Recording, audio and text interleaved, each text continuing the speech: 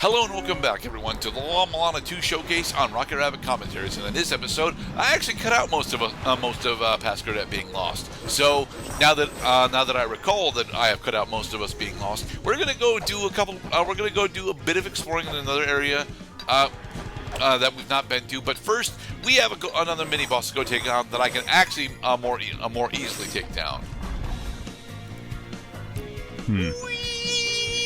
No, I know I've been mentioning Crash Bandicoot a lot in our commentaries of late, but this is straight from the slippery climb level of Crash Bandicoot 1. Alright, down we go! Back into Icefire Treetop. Hey, Ratatoskr. Bye, Ratatoskr. Okay, I know what he finds funny. Yes, if you ride that platform, it will in fact hit you with spikes. Remember,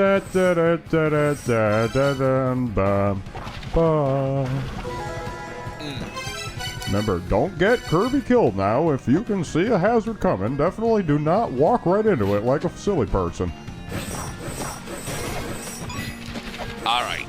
So, as I mentioned last part, there are a lot of treasures in Icefire Treetop that we need, and there are a lot of treasures in Icefire Treetop that we need for the end of the game. This part of the Series Prophecy specifically is important at the very end of the game, and the item that is in this shop that we're going to is also very important for unlocking a good portion of the end of the game.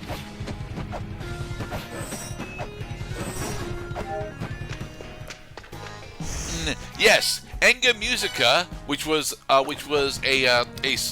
secret not key item in La-Mulana 1, now costs 1,500 coins.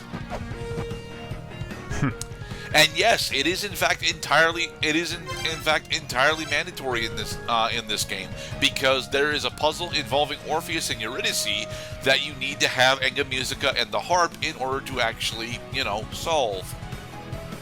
Okay, now get underneath the elevator. No, we want to ride the elevator for safety reasons. Now, off the elevator. Okay, now ride it down. Nice. Yep, don't stand on the platform for that long. No! We need to get that chest. Hi, Surtur. It's a slap on the wrist. Oh, look at this fucking guy. Yeah, that is one of the bosses that we will not actually be fighting. That is Surtur. He's the fire giant that, is the... not technically the herald of Ragnarok, but one of the consequences of Ragnarok. Oh boy, I hope I never have to fight that guy. If you play for the entirety of the game, you do. Surtur... Okay, I won't be showing off Surtur, and it's not because I find Surtur particularly difficult. I've never had the misfortune of fighting Surtur, but this is a mini boss that we actually can deal with. Now, the thing about this mini boss is that it's lying to you. Despite the fact that there is a bird and a half, the only enemy that actually takes damage here is specifically the smaller bird. Right, you want to aim for the head where the smaller bird is. No, you want to aim for the smaller bird. The big bird does not take damage. You are running out of time, Lamisa. Damn it. You have succumbed to lava infection. Ooh, that's a grisly death. Yes, she actually fully melts. She melts into the lava. Wow. Now, okay, now how the fuck do you solve this one? Are you supposed to, jump on top of the spikes and then fall through it? Yes, actually, that is exactly how you're supposed to do that. Which is why it's fucking bullshit that spike hit detection is worse in this game than it was in La-Mulana 1. The fact... Right, because you have to fully, jump over the distance of the spikes. Because you won't take damage if you're only touching the base of the spikes, whether those spikes are on a wall or on the floor or on the ceiling. Yes. Yeah, it's a little tricky of a jump. Damn it. It's now time for some more Lamisa pudding.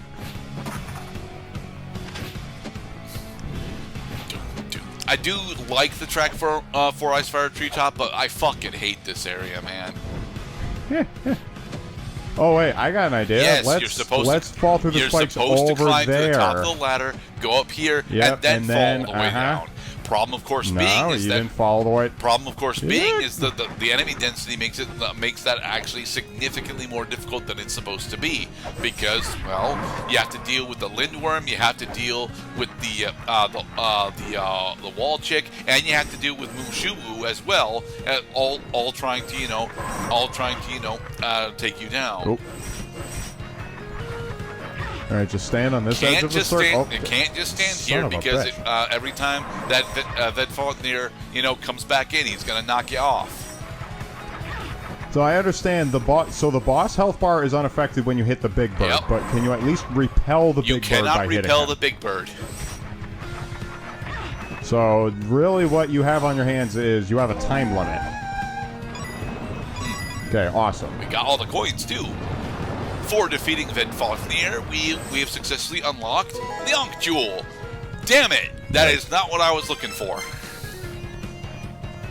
Right. I mean, it's good that we found it, mind you, because we do need another Ankh Jewel in order to go deal with boss number 4. But boss number 4 is going to be a bit ways off yet. Anyway, welcome back to Shrine of the Frost Giants. I do believe we're going to be opening up this door. Yes, we open up this door.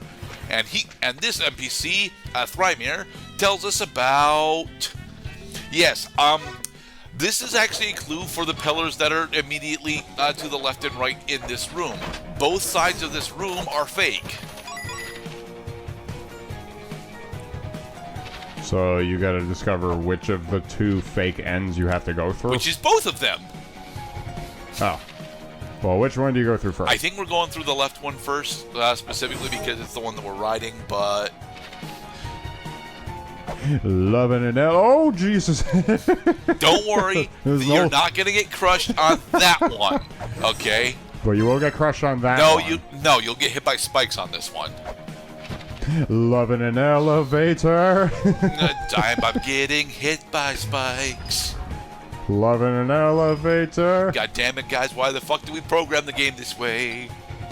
In the air. In the air. Alright. So, by successfully solving this particular life cycle puzzle, we get the Pachet Key. The Pachet Key is going to be required for our next major boss. Jesus Christ. It's World War II in here. Yes, those enemies are called Vimanas, and they are, flying UFOs. They drop bombs. They've got a relatively mid-power projectile attack, and yeah, they're overall annoying. I don't like that we encounter them so early, specifically because that they were. I don't even think that they were actually in La-Mulana 1 so much. I mean, I love one thing that I applaud this game for is for making really pleasant, albeit at times goofy and even adorable enemies. But that fucking Dr. Robotnik spinny top, it looks like a tin can with a ceiling fan on the bottom of it that shoots lasers. I mean, it's a classic UFO design. Anyway, with this... No, UFOs don't have fucking fans on the bottom. And with this, we have successfully gotten the sea mantra. Nice. Queen of the sea. Haha. Alright, also, by going up here, we have successfully solved this puzzle, but you'll notice that we have 2 trap chests here. So how do we solve trap chests, Mr. Cloud? Yeah, I know. Okay, so only the one in the middle is the real one. So, okay, so how do you get... Because you have to smack the fucking chest open, so how do you... Oh, I see now. Yep. We use a projectile to open up one of them, and that projectile thankfully follows through in order to open the other. We got another sacred door pushing us to 160 health. Woot! Nice. Now, we will max out Lumisa's health before the end of the game. That is something that I came into the playthrough wanting to do. Ahem. I mean, before the playthrough is over. Yes, before the playthrough is over. Right, because we don't...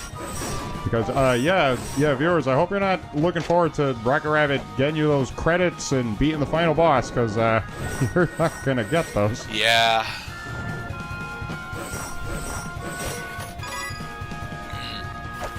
Okay, so Icefire Treetop actually has more frozen areas than Shrine of the Frost Giants has more frozen areas than Icefire Treetop does, but they're actually easier to navigate around. Hello, Fairy Guild General. Yes, as a tablet in the previous room actually actually showed off, there is a Fairy Guild existing around the ruins, and they have captured the other 3 fairies. So in order to specifically rescue all 3 of them, you have to find out where they are, get the Fairy Guild pass, and then spend a bunch of money to buy them from their slavery. Oh, so you're buying the slaves, in other words. Yes. That's how you essentially that was one way of freeing slaves back in the day. Is first you have to buy the slave, which means that in order to free them, you have to for a moment be a slave owner, and then as soon as you own them, then you can set them free. Yes. That is fucking funny. Eat up all of our weights, why don't you? Anyway, by successfully eating up all of our weights, we get the rapier. The rapier is an entirely new weapon. It is the replacement for the key sword. And although it is the replacement for the key sword, it is significantly better than the key sword was. Mostly because it actually has the same base damage as the whip and has a significantly faster attack speed, as well as a relatively interesting effect on it. Once we actually get another particular key item, although the item that we're getting eventually is not really a key item. Be safe, everybody.